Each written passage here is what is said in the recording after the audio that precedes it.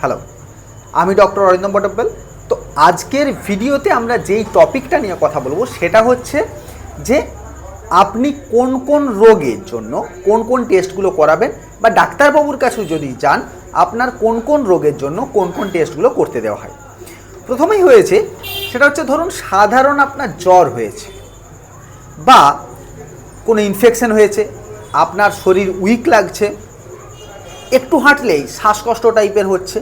এখন একটু শ্বাসকষ্ট হলে অনেকগুলো টেস্ট হয়, আমি জাস্ট কয়েকটা কথা বলি। জ্বর হয়েছে, ইনফেকশন হয়েছে, শারীরিক দুর্বলতা আছে, এইসবের জন্য যেটা প্রথমেই দেওয়া হয় সেটা হচ্ছে সিবিসি টেস্ট। সিবিসি টেস্টের ফুল ফর্ম কি? Complete blood count.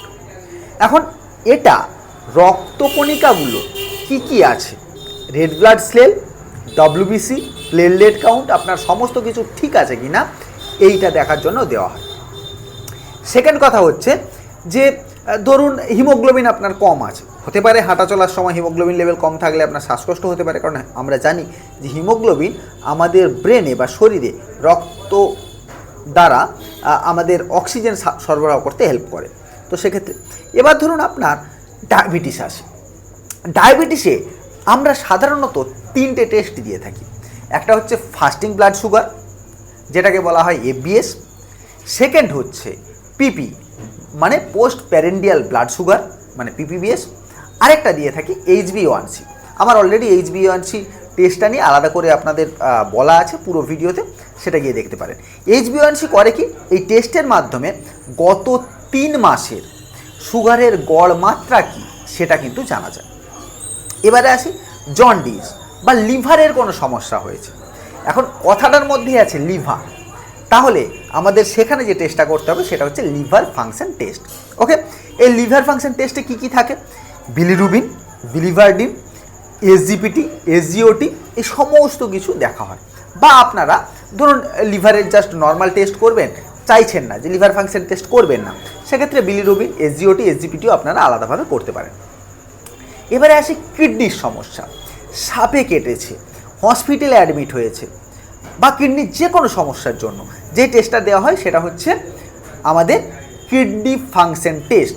এখন এই কিডনি ফাংশন টেস্টে কিন্তু প্রচুর টেস্ট থাকে। ধরুন আপনাকে সাপে কেটেছে, দেখবেন যখনই আপনি হসপিটালে যাচ্ছেন আপনার ইউরিয়া ক্রিয়েটিনিনের টেস্ট দেওয়া হয়। এখন এই ক্রিয়েটিনিন হচ্ছে মেন ফাংশন হচ্ছে থাকে কিডনির জন্য। তাই রক্তে ক্রিয়েটিনিনের মাত্রা দেখে বোঝা যায় যে আপনার কিডনি ঠিকঠাক কাজ করছে কিনা, তাই এটা দেওয়া হয়। এবারে আসি কোলেস্টেরল বা হার্ট অ্যাটাকের ঝুঁকি এড়াতে ডাক্তারবাবুরা দেন সেটা হচ্ছে লিপিড প্রোফাইল টেস্ট। বা আপনার চোখের তলায় দেখবেন ফুলে গেছে, এই ধরনের কন্ডিশন যদি হয়, বা একটু হাঁটলেই আপনার হাইপাই করছে, সেক্ষেত্রে কি হয়, ব্লাড যে ভেসেলগুলো আছে ভেসেলগুলো আস্তে আস্তে থিকনেস বাড়তে থাকে। এই বিষয়ে আলাদা করে একটা ভিডিও বানাতে হবে, লিপিড প্রোফাইল নিয়ে অলরেডি ভিডিও দেওয়া আছে, আপনারা গিয়ে দেখতে পারেন। তো সেক্ষেত্রে কোলেস্টেরল বা হার্টের ঝুঁকি মাপার জন্য আপনার কিন্তু যে টেস্টটা করতে দেওয়া হয় সেটা হচ্ছে লিপিড প্রোফাইল টেস্ট। এবারে আসি থাইরয়েডের সমস্যা।